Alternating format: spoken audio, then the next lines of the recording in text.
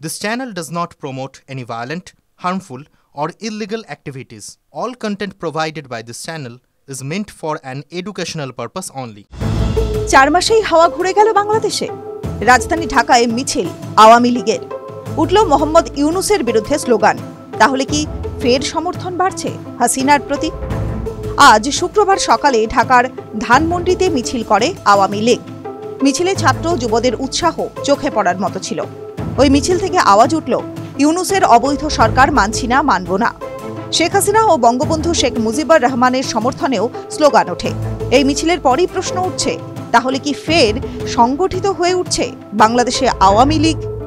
5ই August প্রধানমন্ত্রী পদ থেকে শেখ হাসিনার ইস্তফা দিয়ে দেশ ছাড়া এবং আওয়ামী লীগের সরকারের পতনের পর মোহাম্মদ ইউনূসের নেতৃত্বে তৈরি হয় অন্তর্বর্তী সরকার। আর আওয়ামী লীগের সরকারের পতন হতেই শুরু হয় ব্যাপক ধরপাকড়, গ্রেফতারি। আওয়ামী লীগের সদর দপ্তরে হামলা, আগুন লাগিয়ে দেওয়া হয়। একাধিক আওয়ামী লীগের নেতাকে হত্যার অভিযোগও উঠেছে। তবে আজকের মিছিলের পর অনেকেরই মনে প্রশ্ন, ভয় কাটিয়ে আবার কি পথে নামছে আওয়ামী লীগ? TV9 Bangla digital.